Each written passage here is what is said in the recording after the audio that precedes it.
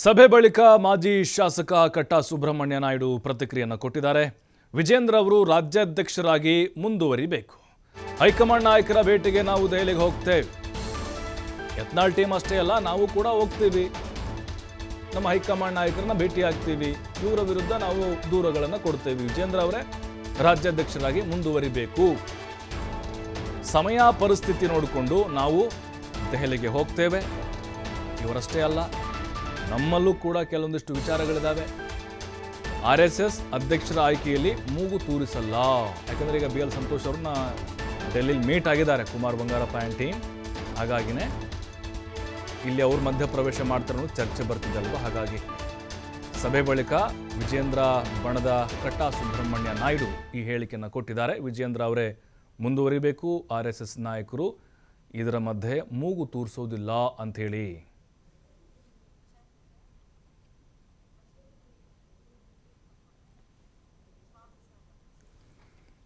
ಈ ಬಗ್ಗೆ ಕಟ್ಟಾ ಸುಬ್ರಹ್ಮಣ್ಯ ನಾಯ್ಡು ಅವ್ರನ್ನ ನಮ್ಮ ಪ್ರತಿನಿಧಿ LN ಸ್ವಾಮಿ ಮಾತಾಡ್ಸಿದ್ದಾರೆ, ನೋಡೋಣ.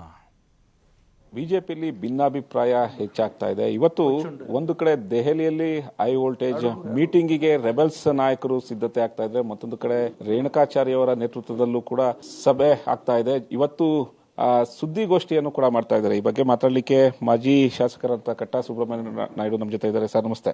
ಬಿಜೆಪಿಲಿ ಎಲ್ಲವೂ ಸರಿ ಇಲ್ಲ ಅನ್ನೋದು ಬೀದಿಗೆ ಬಂದಂತಾಗಿದೆ ಸರ್. ಒಂದು ಕಡೆ ದೆಹಲಿಗೆ ಹೋಗ್ತಾರೆ ಹೈಕಮಾಂಡ್ ನಾಯಕರು, ಮತ್ತೊಂದು ಕಡೆ ವಿಜೇಂದ್ರ ಪರ ಒಂದು ಬಣ ನಿಲ್ಲುತ್ತೆ. ಏನಿದೆ ಸರ್ ಬಿಜೆಪಿಲಿ ಏನಾಗ್ತಾ ಇದೆ ಅಂತ? ಅವರವರ ಅಭಿಪ್ರಾಯ ವ್ಯಕ್ತಪಡಿಸೋಕ್ಕೆ ಅವ್ರಿಗೆ ಸ್ವತಂತ್ರ ಇದೆ. ಅವ್ರು ಹೋಗಿ ಹೈಕಮಾಂಡ್ ಹೋಗೋಷ್ಟುಕೊಳ್ಳೆ ಏನೋ ಆಗೋಗ್ಬಿಡುತ್ತೆ, ಹೋಗದೇ ಇದ್ರೆ ಏನೋ ಆಗೋಗುತ್ತೆ ಅಂತಿಲ್ಲ. ಇಡೀ ದೇಶವನ್ನು ಆಳುವಂಥವ್ರಿಗೆ, ಆರ್ಗನೈಸೇಷನ್ ಮಾಡಿರೋರಿಗೆ ಕರ್ನಾಟಕ ರಾಜ್ಯ ಒಂದೇ ಅಲ್ಲ, ಎಲ್ಲ ರಾಜ್ಯಗಳಲ್ಲಿ ಏನಾಗ್ತದೆ ಅಂತ ಎಲ್ಲರಿಗೂ ಗೊತ್ತಿದೆ. ಯಾರ ಕೆಪಾಸಿಟಿ ಏನು ಅಂತ ಗೊತ್ತಿದೆ. ಮತ್ತು ಎಲ್ಲ ಸವಲತ್ತುಗಳು ಇದ್ದಾವೆ, ಎಲ್ಲ ಸಂಸ್ಕಾರ ಇದೆ. ಅವರು ಗ್ರಾಸ್ ರೂಟ್ ಲೆವೆಲಿಂದ ಬೆಳೆದು ಬಂದಿದ್ದಾರೆ. ಯಾವುದೋ ಪಾರ್ಟಿಯಿಂದ ಬಂದು ನಾನು ಇವತ್ತು ಇಲ್ಲೇನೋ ಆಗೋಗ್ಬಿಡ್ತೀನಿ ಅಂತ ಯೋಚನೆ ಮಾಡೋರು ಪಕ್ಷವನ್ನು ನಡೆಸೋಕ್ಕಾಗಲಿಲ್ಲ. ನಾವು ಅನುಭವಿಸಿದ್ವಿ. ಯಾರ್ಯಾರು ಹೊರಗಡೆಯಿಂದ ಬಂದು ಈ ಥರ ಗೀಂಕಾರಗಳು ಹಾಕೋರಿಗೆಲ್ಲರಿಗೂ ಹಿಂದಿನಿಂದಲೂ ಕೂಡ ಅವರು ಬಂದು ಹೋಗಿದ್ದಾರೆ. ಅವರು ಪಾರ್ಟಿ ಕಟ್ಟಕ್ಕೆ ಅವ್ರ ಕೈಲಿ ಆಗೋದಿಲ್ಲ. ಅಧ್ಯಕ್ಷರ ಯಡಿಯೂರಪ್ಪನವರ ಬೆಂಬಲ ಇಲ್ದಲೆ ಯಾರೇ ಅಧ್ಯಕ್ಷರಾದರೂ ಕೆಲಸ ಮಾಡೋಕ್ಕೆ ಸಾಧ್ಯ ಇಲ್ಲ. ಅವರು ಹೇಳ್ತಾ ಇರೋದು ನಮಗೆ ಹೊಂದಾಣಿಕೆ ರಾಜಕೀಯ ಮಾಡೋರು ಬೇಕಾಗಿಲ್ಲ. ಯಾಕೆಂದ್ರೆ ವಿಜಯೇಂದ್ರ ಅವರು ಹೊಂದಾಣಿಕೆ ರಾಜಕೀಯ ಮಾಡ್ತಾ ಇದ್ದಾರೆ. ಹಾಗಾಗಿ ಪಕ್ಷ ಕಟ್ಟಕ್ಕಾಗೋದಿಲ್ಲ. ನಮಗೆ ಅವರು ಬೇಡ, ವಂಶ ಪಾರಂಪರ್ಯವಾಗಿ ಅಧಿಕಾರನೂ ಕೊಡೋದು ಬೇಡ, ಬೇರೆಯವ್ರನ್ನ ಆಯ್ಕೆ ಮಾಡ್ಕೊಳಿಸ್ಲಿ ಅನ್ನೋದು ಹೇಳ್ತಾ ಇರೋದು. ಒಂದು ಮಾತನ್ನ ನಾವು ಸ್ಪಷ್ಟವಾಗಿ ಹೇಳಕ್ಕೆ ಬಯಸ್ತೇವೆ. ವಂಶ ಪಾರಂಪರ್ಯ ಅನ್ನೋದನ್ನ ಬಿಟ್ಬಿಡಿ. ಅದು ಎಲ್ಲ ರಾಜ್ಯಗಳಲ್ಲೂ ಎಲ್ಲ ಮಕ್ಕಳು, ತಂದೆ ಮಕ್ಕಳು ಪಾರ್ಟಿಗೋಸ್ಕರ ಯಾರು ದುಡಿದಿದ್ದಾರೆ ಅವ್ರಿಗೆಲ್ಲ ಸ್ಥಾನಮಾನ ಸಿಕ್ಕಿದೆ. ಅವರವರ ಯೋಗ್ಯತಾನುಸಾರ ನಿನ್ನ ಹತ್ರ ಕೆಪಾಸಿಟಿ ಇದೆ, ನೀನು ಲಾಯರ್ ಆಗ್ತೀಯ. ನಿನ್ನ ಹತ್ರ ಕೆಪಾಸಿಟಿ ಇದೆ, ನೀನು ಡಾಕ್ಟರ್ ಆಗ್ತೀಯ. ನಿನ್ನ ಹತ್ರ ಕೆಪಾಸಿಟಿ ಇದೆ, ನೀನು MLA ಆಗ್ತೀಯ. ನಿನ್ನ ಹತ್ರ ಕೆಪಾಸಿಟಿ ಇದೆ, ನೀವು ಮಿನಿಸ್ಟರ್ ಆಗ್ತೀಯ. ನಿನ್ನ ಹತ್ರ ಕೆಪಾಸಿಟಿ ಇದೆ, ನೀನು ಚೀಫ್ ಮಿನಿಸ್ಟರ್ ಆಗ್ತೀಯ.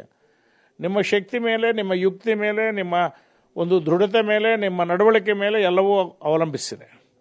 ಇವತ್ತು ನಾನು ಅವ್ರು ಬೇಡ, ಕುಟುಂಬ, ಅರೆ ನೀವು ಕುಟುಂಬದ ಬಗ್ಗೆ ಯಾಕೆ ಮಾತಾಡ್ತೀರಿ? ಸಿದ್ದರಾಮಯ್ಯ ಮಗನ್ನೇನು ಮಾಡಿದ್ದಾರೆ? DK ಶಿವಕುಮಾರ್ ಅಣ್ಣ ತಮ್ಮಂದ್ರು ಏನಾಗಿದ್ದಾರೆ? ಕರ್ನಾಟಕ ರಾಜ್ಯದಲ್ಲಿ ಶಾಮನೂರು ಶಿವಶಂಕರಪ್ಪ ಏನಾಗಿದ್ದಾರೆ? ಅವ್ರ ಮಗ ಏನಾಗಿದ್ದಾರೆ? ಎಷ್ಟು ಫ್ಯಾಮಿಲಿಗಳಿಲ್ಲ. BJPಯಲ್ಲಿ ಗಂಡ ಹೆಂಡತಿ, ಒಬ್ಬರು MP, ಒಬ್ಬರು ಇಲ್ಲಿ ಮಿನಿಸ್ಟ್ರು. ಅವಾಗೇನು ಬಾಯಿ ತೆಗೆದಿಲ್ಲ. ಈಗೆಲ್ಲಿಂದ ಬಾಯಿ ಬಂದಿದೆ ನಿಮಗೆ ಮಾತಾಡೋಕ್ಕೆ? ಅವಾಗೆಲ್ಲ ಬಾಯಿ ಎಲ್ಲಿ ಮುಚ್ಕೊಂಡಿದ್ರಾ? ಏನಾದರೂ ತಿಂತಾ ಇದ್ರಾ? ಈಗ ಮಾತಾಡೋಕ್ಕೆ ಬಂದಿದ್ರಲ್ಲ ವಂಶ ಪಾರಂಪರ್ಯ ಅಂತೇಳಿ. ಎಲ್ಲ ಕಡೆ ಕಡಿವಾಣ ಆಗಬೇಕು. ಆವತ್ತು ಮಾತಾಡಬೇಕಾಗಿತ್ತು. ಇವ್ರ ಮಕ್ಕಳನ್ನೆಲ್ಲ MP ಮಾಡೋರಲ್ಲ, ಅದ್ರ ಬಗ್ಗೆ ಏನು ಹೇಳ್ತಾರೆ? ಜಿಲ್ಲಾ ಪರಿಷತ್ ಮೆಂಬರ್ ಮಾಡೋರಲ್ಲ, ಪಂಚಾಯತಿ ಪ್ರೆಸಿಡೆಂಟ್ ಮಾಡೋರಲ್ಲ, ಸೊಸೈಟಿ ಪ್ರೆಸಿಡೆಂಟ್ ಮಾಡೋರಲ್ಲ. ಅದರಲ್ಲೆಲ್ಲ ಎಲ್ಲೋಯ್ತು ಇವ್ರದ್ದೇ ವಂಶ ಪಾರಂಪರ್ಯ. 5-6 ಜನ ಇದ್ರು. 5-6 ಜನನೂ ಎಲ್ಲ ರಾಜಕೀಯ ಪಕ್ಷದಲ್ಲಿ ಸೇರಿಕೊಂಡು ಅಲ್ಲಿ ಹೊಂದಾಣಿಕೆ ಮಾಡ್ತಾ ಇರೋದು ಯಾರಿಗೆ ಗೊತ್ತಿಲ್ಲ ಅಂತ ತಿಳ್ಕೊಂಡಿದ್ರಾ? ಇವ್ರು ನಮ್ಮ ಬಗ್ಗೆ ಹೊಂದಾಣಿಕೆ ಅಂತೇಳಿ ಇಲ್ಲಿ ಮಾತಾಡ್ತಿರಲ್ಲ. ಒಂದೇ ಕುಟುಂಬದಲ್ಲಿ 5 ಜನ ಇದ್ಕೊಂಡು 5 ಪಾರ್ಟಿಯಲ್ಲಿ ಇದ್ಕೊಂಡು ನೀವು ಅಲ್ಲೆಲ್ಲಿ ಹೊಂದಾಣಿಕೆ ಮಾಡಿಕೊಂಡು ನೀವು ಗೆಲ್ಲೋದಕ್ಕೆ ಏನು ಮಾಡ್ಕೊತಿರೋ? ಇದ್ರ ಬಗ್ಗೆ ನಿಮ್ಮ ಉತ್ತರ ಏನು?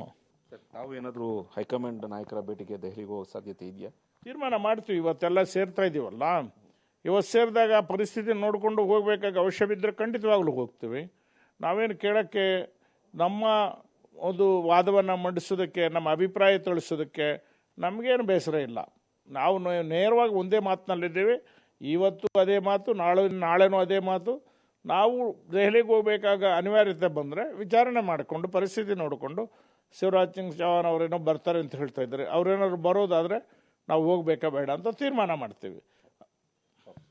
ಇದಿಷ್ಟು ಮಾಜಿ ಶಾಸಕರಾದ ಕಟ್ಟಾ ಸುಬ್ರಹ್ಮಣ್ಯ ನಾಯ್ಡು ಅವರ ಮಾತಾಗಿದ್ದು. ಕ್ಯಾಮ್ರಾ ಪರ್ಸನ್ ರಾಮಕೃಷ್ಣ ಜೊತೆ LN ಸ್ವಾಮಿ T5 ಬೆಂಗಳೂರು.